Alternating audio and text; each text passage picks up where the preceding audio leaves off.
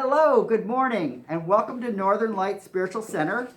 My name is Reverend Vaughan Amaré, and I am here today with Reverend Michael Amaré, and we have Jeff and Reba in the room with us, as well as our dog Opal. So if you hear a clicking sound, that may be Opal walking around. The vision and mission at Northern Lights, we're a community of people dedicated to using spiritual and practical principles to create lives we want to live. Northern Lights Spiritual Center offers practical and spiritual tools to make positive changes in our lives. Our promise to inspire, uplift, celebrate, and magnify your greatness. Woo-hoo. We acknowledge our presence here on the traditional and unceded lands of the first people of Seattle, the Duwamish and coastal Salish peoples. These people are still here, and we join with them in how they continue to honor and bring to light their ancient heritage.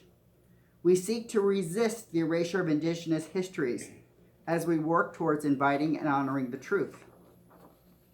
We also acknowledge that much of what we know of this country today, including our culture, economic growth and development throughout history and across time, has been made possible by the labor of enslaved Africans and their ascendants who suffered the horror of the transatlantic trafficking of their people, chattel slavery, and Jim Crow.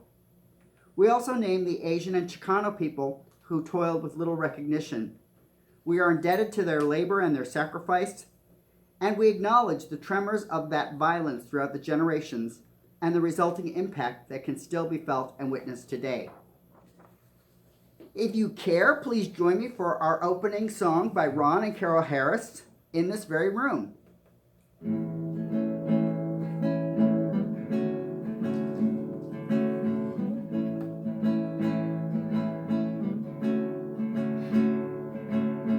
In this very room,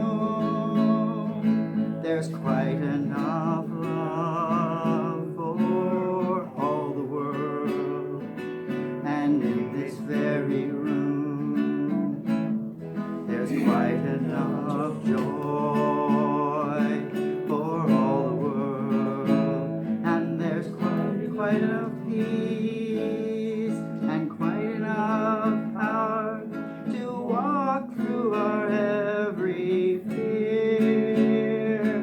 For Spirit, sweet Spirit, is in this very room.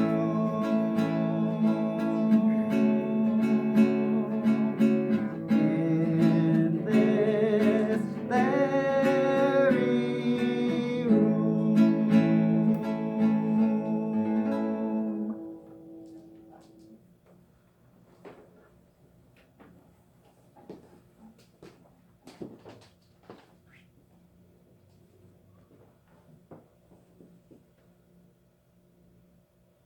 Good morning. And now's the time that we normally set aside for a brief meditation. A time that we can allow ourselves to just rest and settle into wherever we are. If you're in a chair, in a bed, on a couch, on the floor, standing, sitting, whatever. Just allow yourself to get as comfortable as possible and release all that's come before this moment. Any turmoil, any frustrations, anything, so that you can allow your mind and your body to just relax and to center on in whatever sacred ground you're in.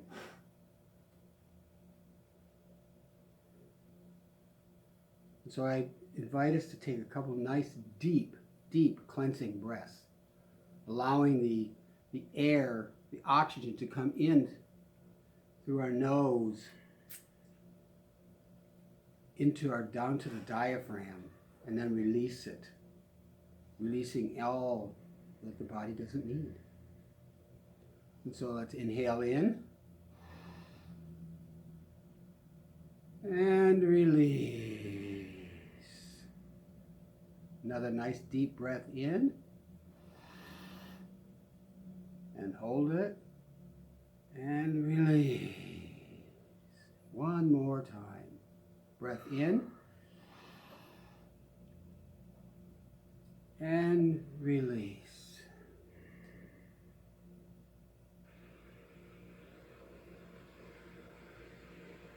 And as we move into this meditation, I invite you, if you feel comfortable, to close your eyes.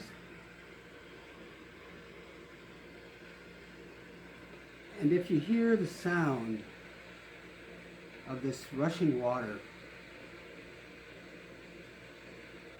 allow this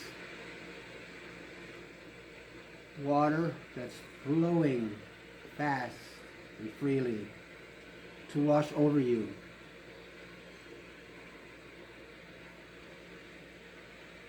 Allow it to wash everything away.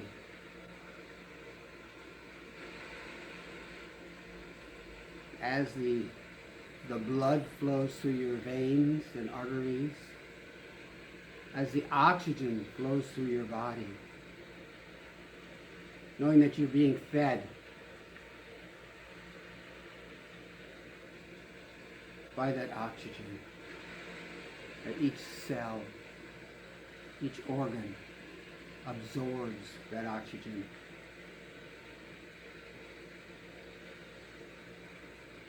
And sometimes we take that for granted. But knowing that it's there, that it's free, that it flows freely,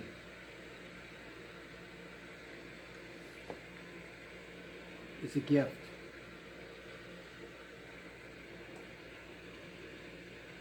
So I just invite you to allow your mind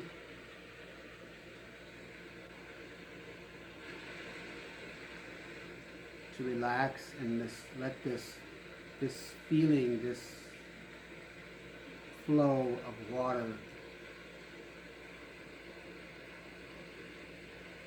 relax you.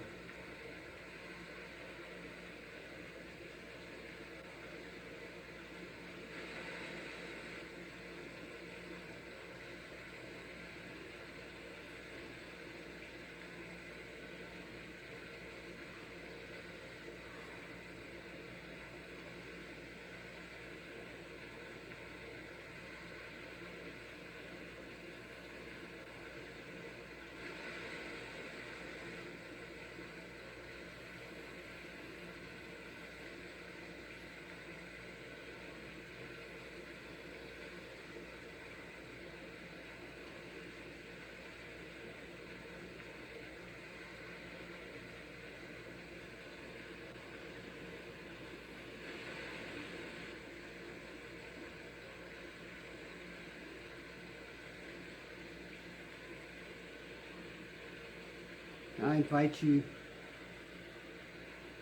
to imagine that you're standing just behind a waterfall.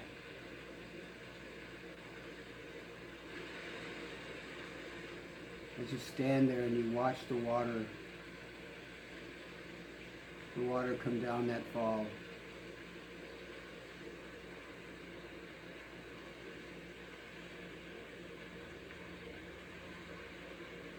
Just as life flows through us, this water flows down,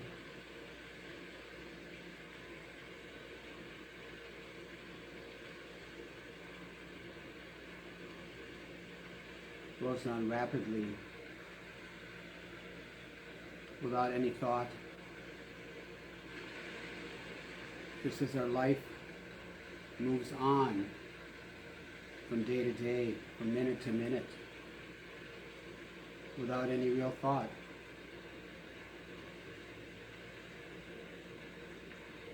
We know that it's happening. We experience it happening.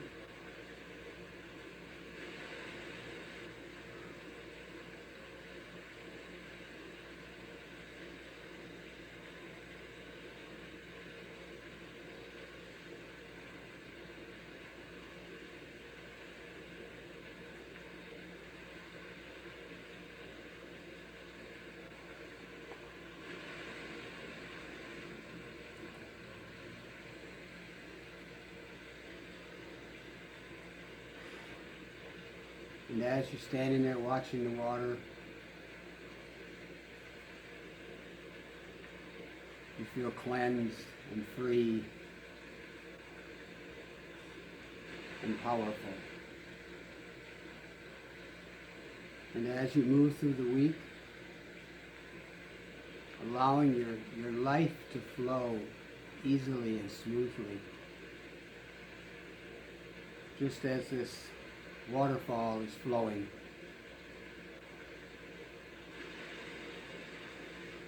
And if you stumble and life appears to get tough, just think of this waterfall and allow it to wash away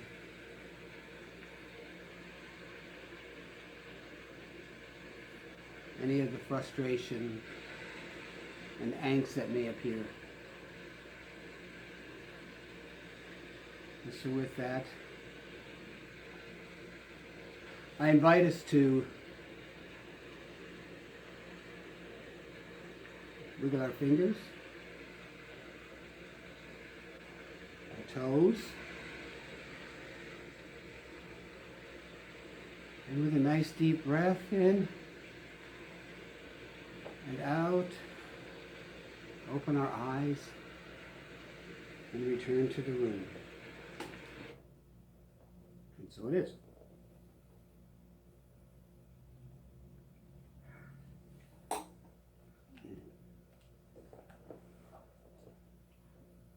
The reading for today comes from another Science of Mind magazine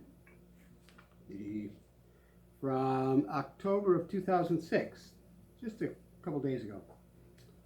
Yeah, seems like it. Anyway, give us this day our daily bread, Matthew 6:11. The abundance that is now mine.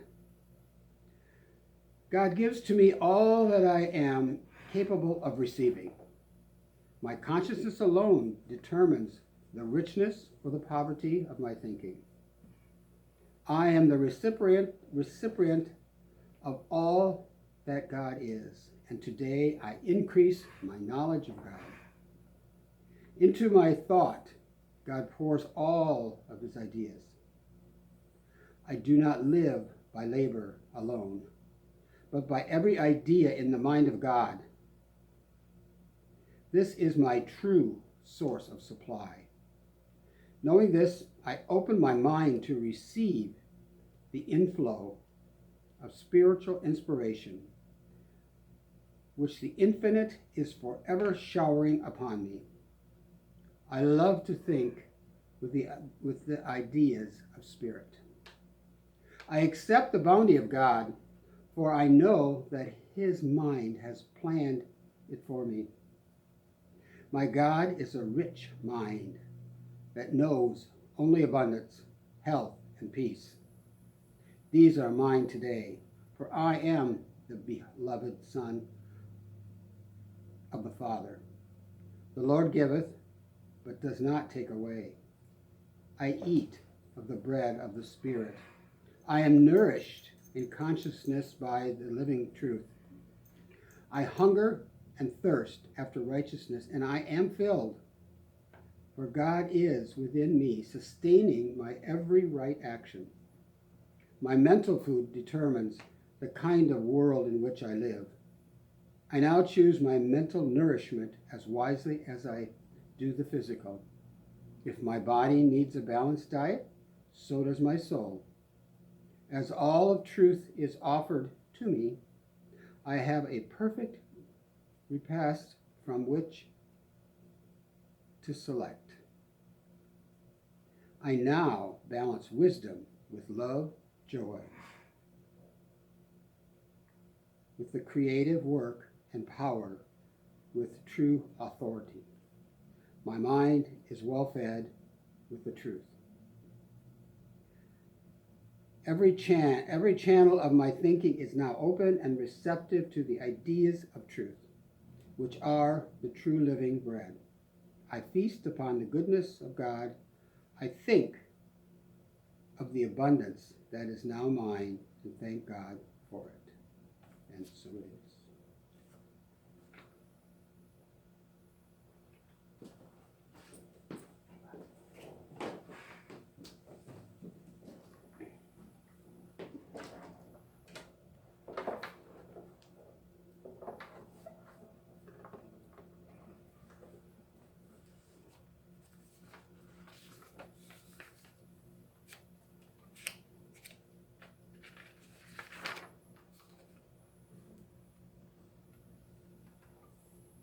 So the chant for this month changes up a little bit verse by verse, but it repeats enough that it'll be easy to catch on. So the opening verse is, "My world is a place of abundance, so much for my eyes to see, so much to taste, so much to hear, so much for me to be. My world is so much, so much, my world is so much, my world is so much, so much, my world is so much." See, shouldn't be too difficult to catch on to that one. It's so much. My world is a place of abundance, so much for my eyes to see, so much to taste, so much to hear, so much for me to be. My world is so much, so much. My world is so much. My world is so much, so much. My world is so much. Your heart is a place of abundance, so much for your eyes to see, so much to taste, so much to feel, so much for you to be. Your heart is so much, so much. Your heart is so much. Your heart is so much, so much. Your heart is so much. Our minds are a place of abundance, so much for our eyes to see, so much to taste, so much to hear, so much for us to be. Our minds are so much, so much. Our minds are so much. Our minds are so much, so much. Our minds are so much. My life is a place of abundance, so much for my eyes to see, so much to taste, so much to hear, so much for me to be. My world is so much, so much. My world is so much. My world is so much, so much. My world is so much.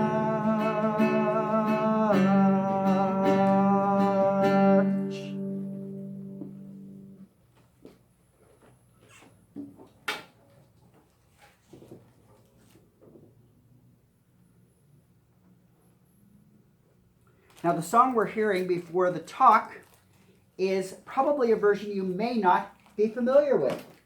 It's from Frozen, Let It Go. But again, you may not recognize it all. Never saw the movie.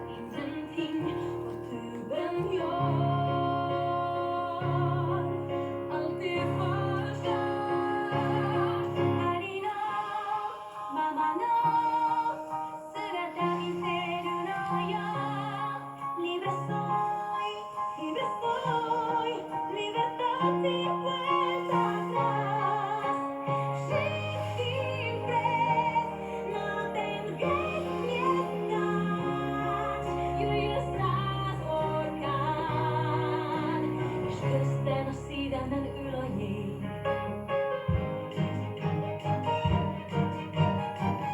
Desde la distancia, qué pequeño todo es. Y las voces dominaban al sembrar fugir. Non è un difetto, è una virtù e non la fermerò mai più. Demandero t'aiuto che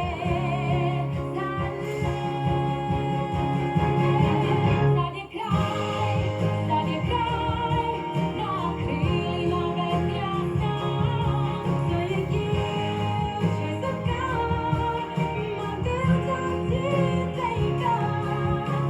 Szlaki i podbitaj, moja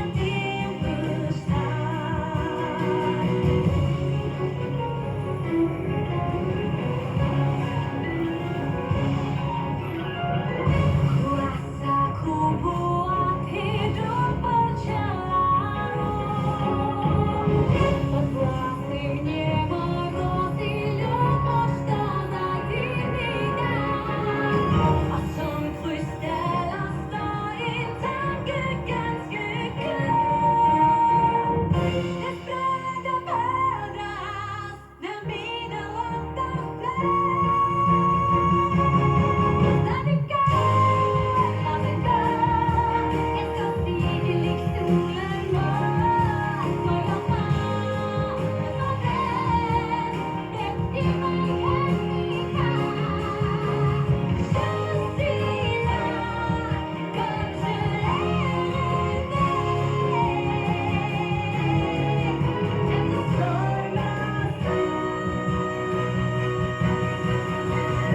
Friskar satt sig då vanligt med.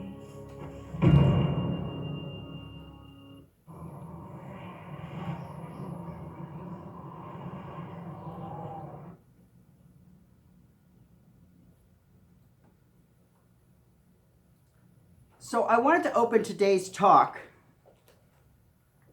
and I will unmute myself. I muted myself. So I wanted to start today's talk following that presentation with the notion of let it go. And I wanted to illustrate with a number of languages how abundance can show up.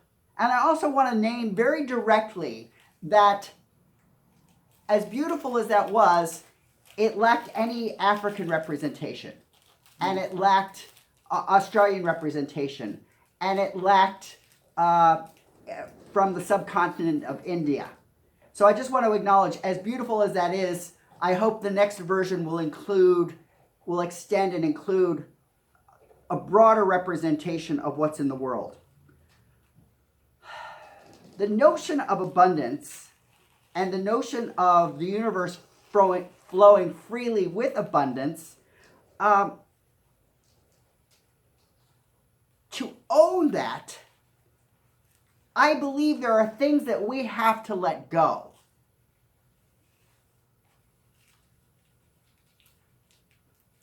We can look around, so like even in that video, I can look around and see there are things lacking.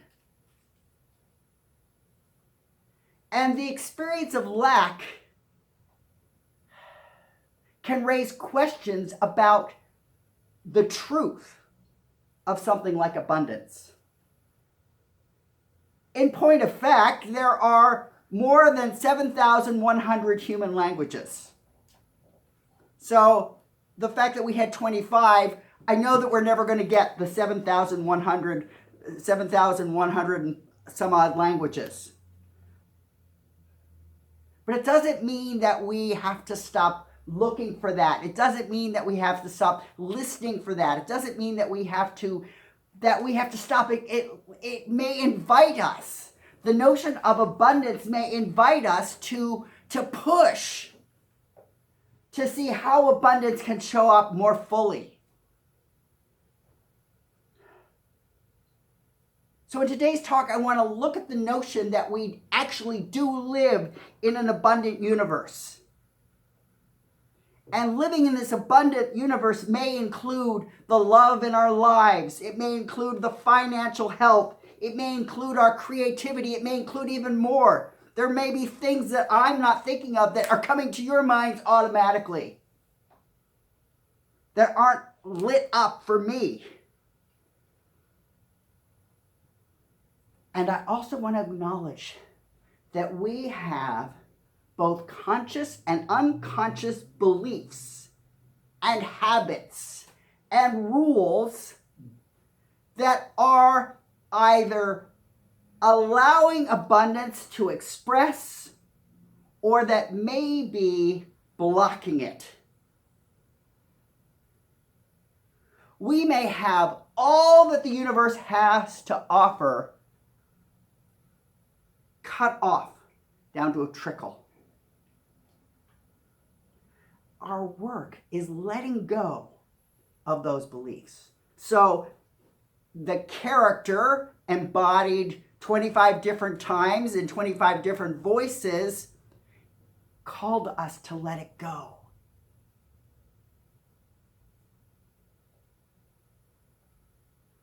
To let it go.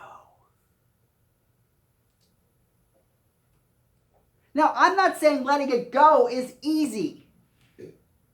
Sometimes we hear that and the connotation is, oh, it should be so easy to let go.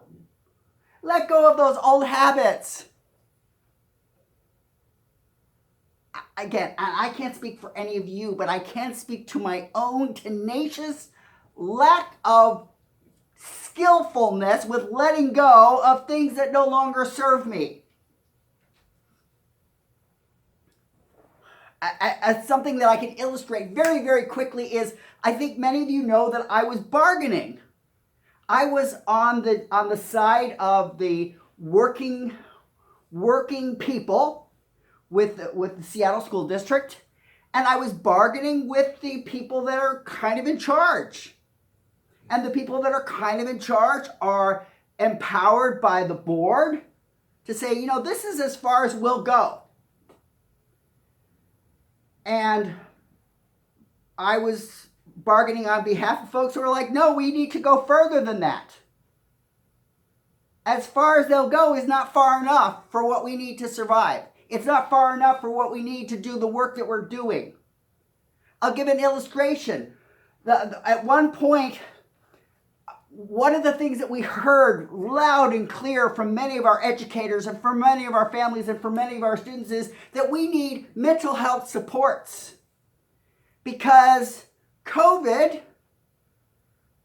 created an experience of trauma for many people. I would say Reverend Michael is still in a kind of mode of trauma, because all of the technical details to be able to put together a virtual presentation of the service is not something that just naturally comes.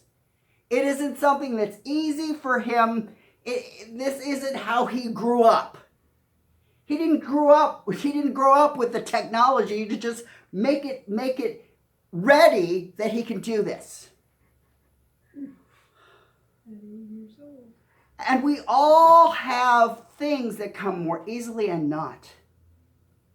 So we had this very strong impulsion to push for the notion of providing mental health services. And I'm refraining from how I'm phrasing this.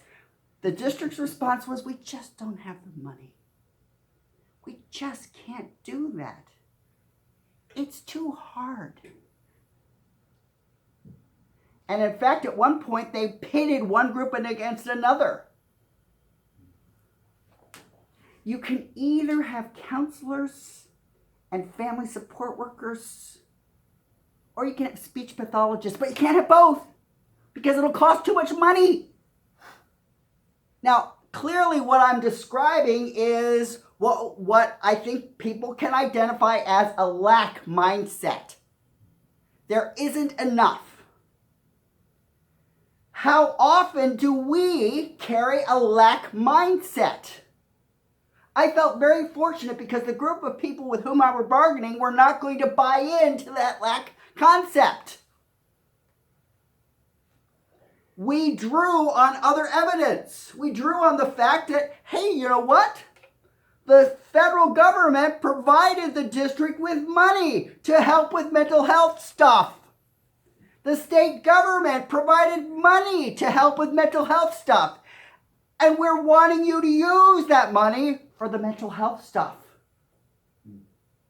Don't say you're doing it and then do something else.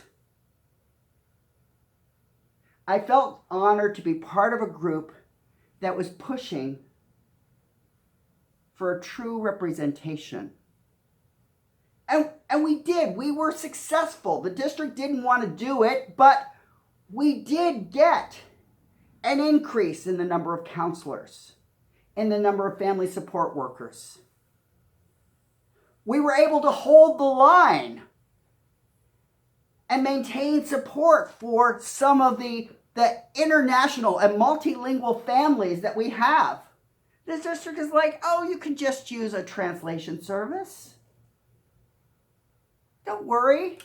Well, I worry. You call the number and it's like, I'm sorry, the number is busy. It doesn't really help a family who doesn't speak the English language to hear a busy tone while somebody's speaking something that doesn't mean anything to them.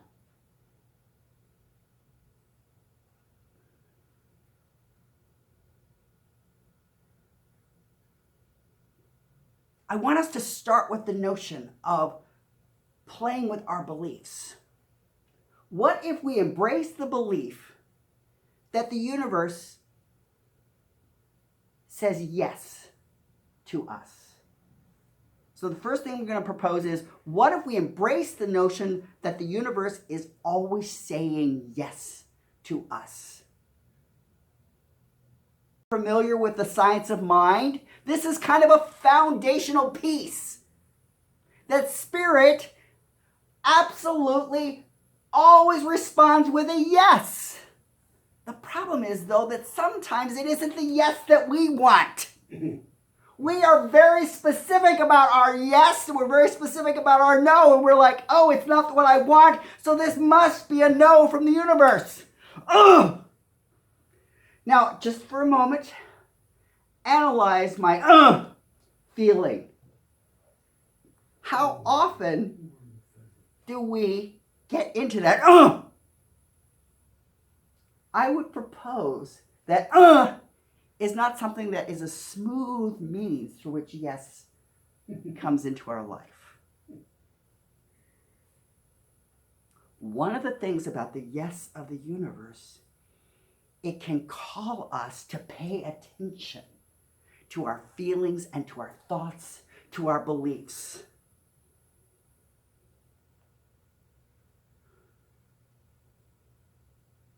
I was deliberate about choosing that song because I wanted us to see a variety, diversity. I pulled out from here, we've had this here in the room, a person who came and stayed with us. How many pieces do we imagine are in this? A lot. So there's a lot in here. There's a lot in our lives. Do we pay attention to the place where there's a lot, or do we pay attention to where there's a little? One of the things that's going on now as we're coming on midterm elections is that there are stories about the lack. There are stories about how little there is. In fact, one of the presentations that I just wanted to draw our minds to is Tommy Tuberville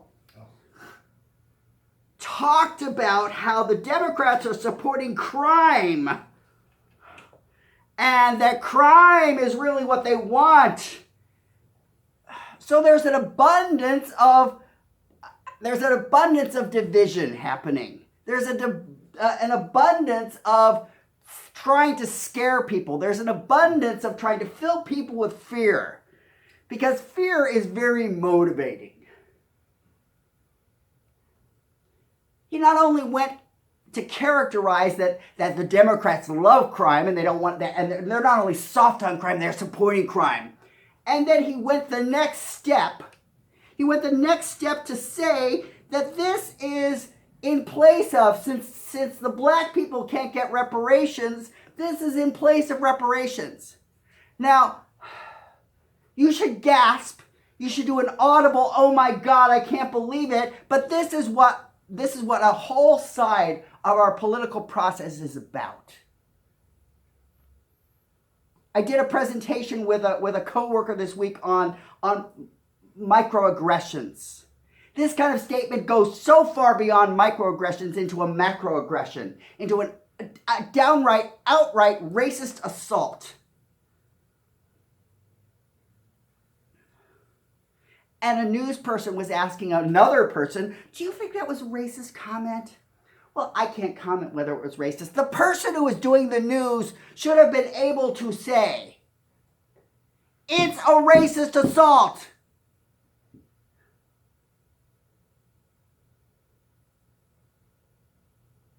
Racism, sexism are all about limitation.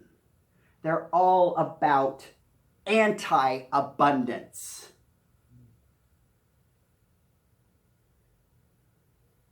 When I set up people's fears, I am moving to a belief system of lack. I am moving into a belief system of doubt.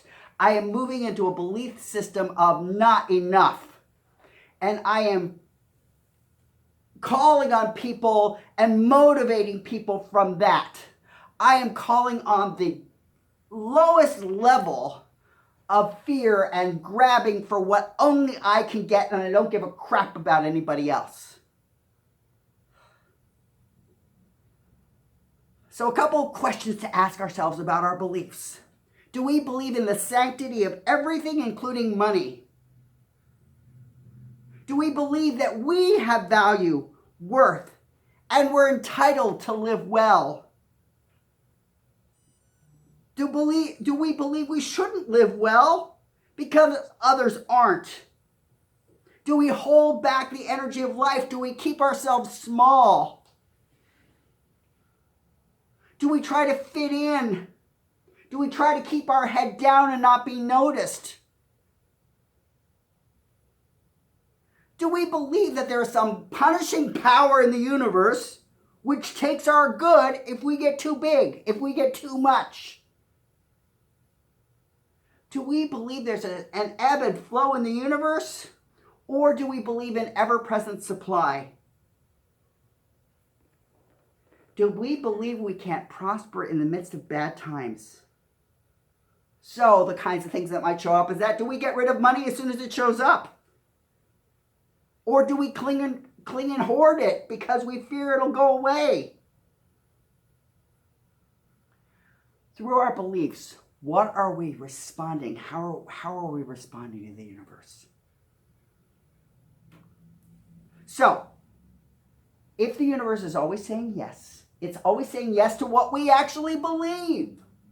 It lets us embody that. Now, I was talking with Michael yesterday that sometimes there are things bigger than our internal beliefs.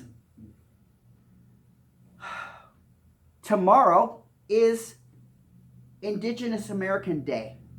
It used to be referred to as Columbus Day. There are a bunch of people that are all bent out of shape that we don't put as much focus on Columbus Day.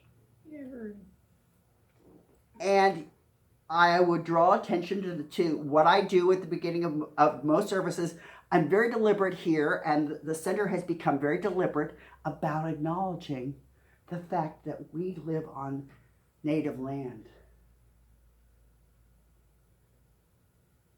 And the people who came from Europe and settled here just basically took it over. Here's a bag of beads. It's virtually worthless to us, but here, you can have it. And in exchange for this worthless crap that we're giving you, we get to have everything else. And we get to bring our diseases to you. And we get to bring our really bad habits to you. And you should be really grateful. And then when we depict history, we're going to talk about ourselves as you know, the white people who came from Europe are going to talk about ourselves as heroic. And when anybody suggests otherwise, we're going to get into our panties into a bundle. And we're going to say, oh, you're taking down our statues. You're taking down our monuments of how good we were. Yeah, a whole bunch of people are really thrilled with the notion of celebrating the rebels with the Civil War. A whole bunch of people on January 6th carried around Confederate flags and shout about how important the Confederacy is as a symbol. And they're like, oh, it's not really a symbol of oppression. It's not really a symbol of wanting slavery. It was a symbol of wanting freedom. No, it was a symbol of slavery. And we have to call it for what it was, not for what they idolize it into.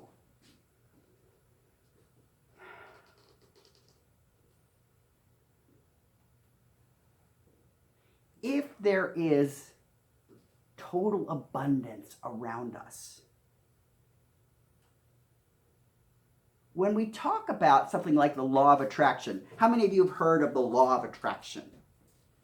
What we believe we attract to us. The problem with that law of attraction is that it puts a notion that what we are attracting is outside of us. We are attracting something that does not rightly belong to us. Jeff was sharing a story today about having a conversation with God about getting rid of fear. And God's answer was firewalking. Jeffrey was not immediately thrilled at that notion. Oh, goody! I can get over fear by walking on fire. Oh, good! That sounds great. Jeffrey's first response was not like, oh, thank you. But Jeffrey did follow it.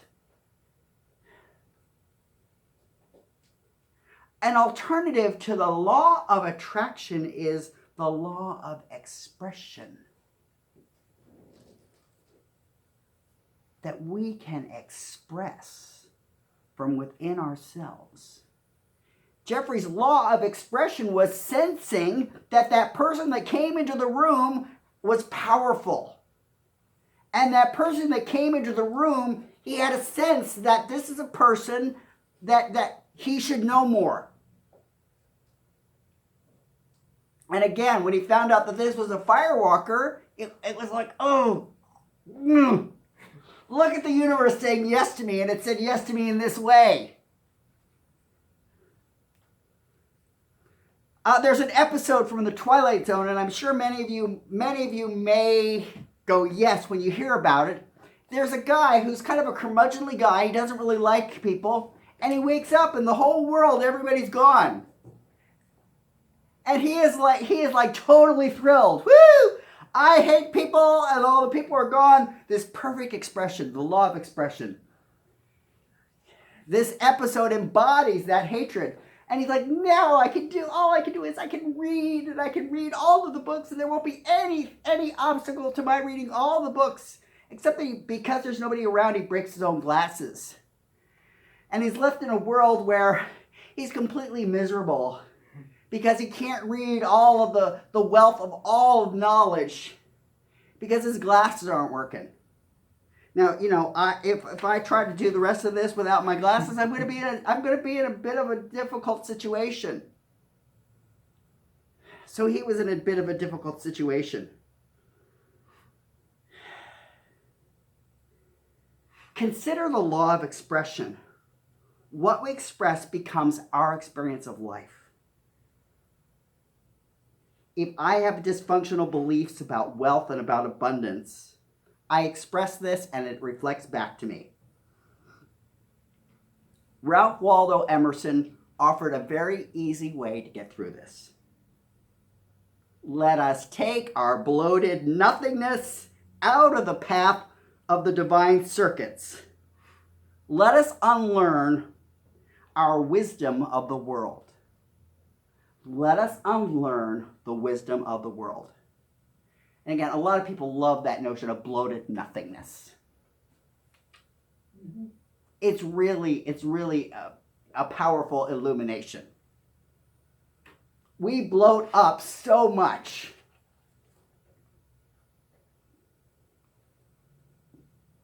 We give so much power away.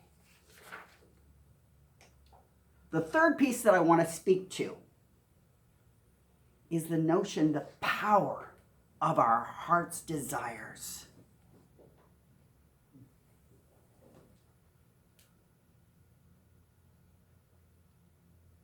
Too often, the world outside of us has taught us to shut up and shut out and shut down our heart's desires.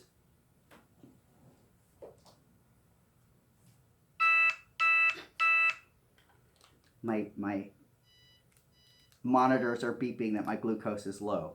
So I don't have an abundance of glucose in my system right now. And a lack of abundance of glucose in my system can lead to a lack of reason and a lack of capacity to engage thoughtfully. Michael had opened this juice for me 3 minutes ago, or 5 minutes ago, when it first started beeping. So my heart's desire at the moment isn't about having normal glucose. But you'll all be better off if I do have normal glucose. Because I can wander down a pathway of nonsense, and bloated nothingness can fill up a lot of the space.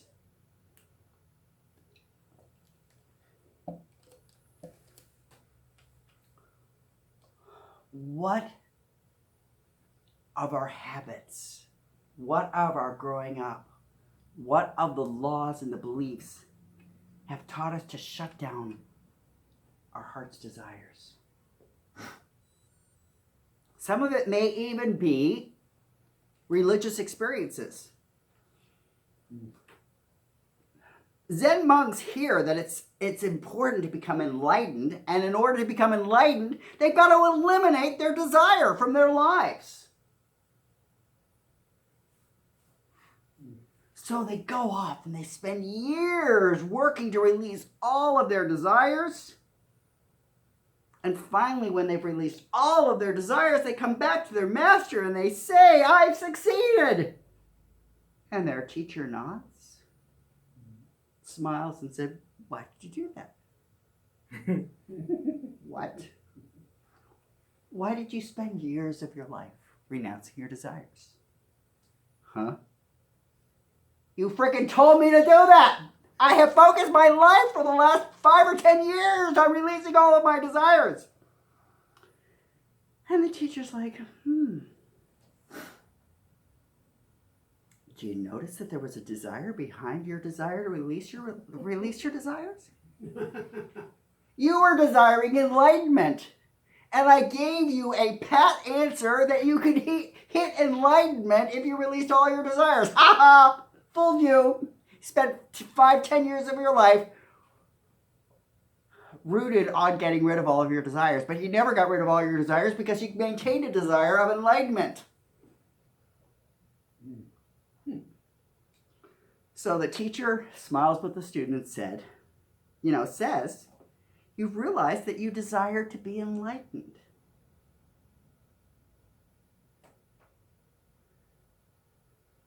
They go off to release the desire to be enlightened, only to realize that they're still working in the field of desire.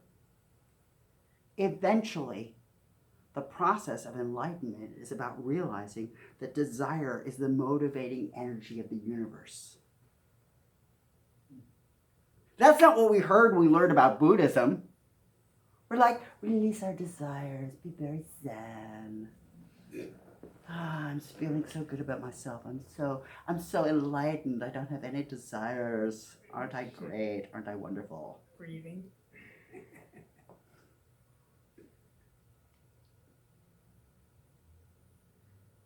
ultimately what they do with the Zen enlightenment is releasing the desire to release desire.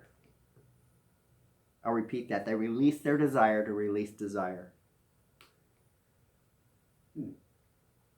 Ernest Holmes, years ago in Creative Mind and Success, wrote, "We become attracted to something that is greater than our previous experience by first embodying the atmosphere of our desire."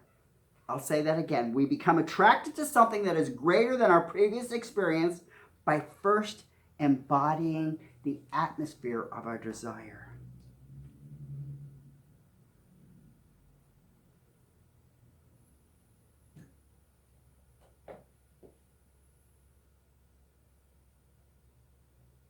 What is our heart's desire that's calling us to express now?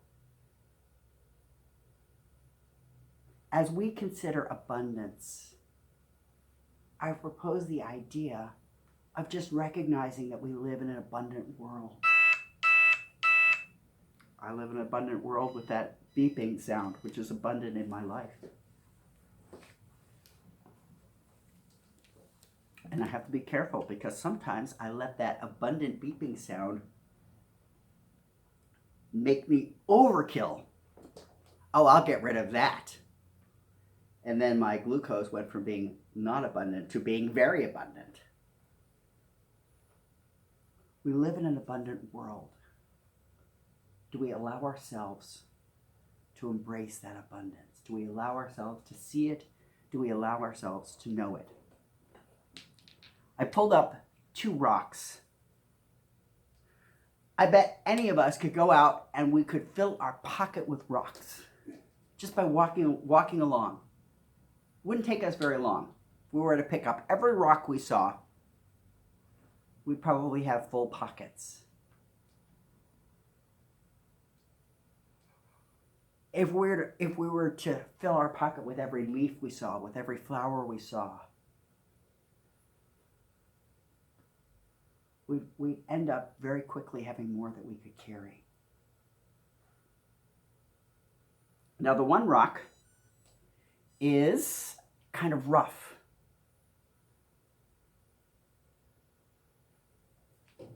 This other rock is smoothed.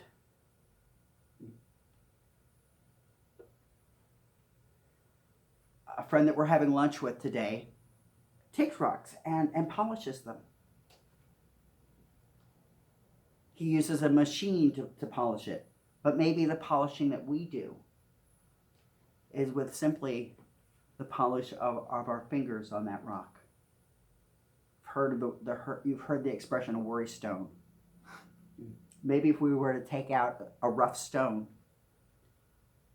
and start holding it as a reminder when we hear stories about lack, when we hear calls to fear, pull out the worry stone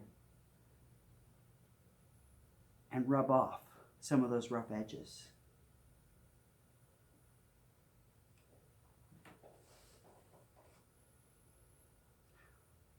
The process to access abundance is about clearing our minds of those habits that we've had introduced to us. Those habits that there's not enough. There's a commercial on television for Zoom, and it shows this guy who's always finishing the last crumb on his plate. And he was taught as a kid, you have to eat every crumb on your plate. And he's done this well from his childhood into his adulthood. But do we continue to need to do everything we were told to do? The commercial shows him with his friends, and his friends are like letting at a restaurant, letting the plate go away with some food still on it. That's a horrifying prospect to me. It's like, I've got to clear my plate. And if I don't clear my plate, then I've got to carry what's on my plate home with me. How much of a story of lack does that suggest rather than abundance?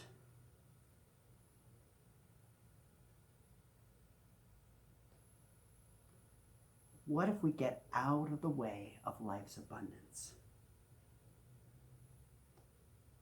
Catherine Ponder, in The Dynamic Laws of Prosperity, wrote, I expect lavish abundance every day, in every way, in my life and affairs. So I suspect that if you look in your email, Michael will send that affirmation from Catherine Ponder. I expect lavish abundance every day, in every way, in my life and affairs.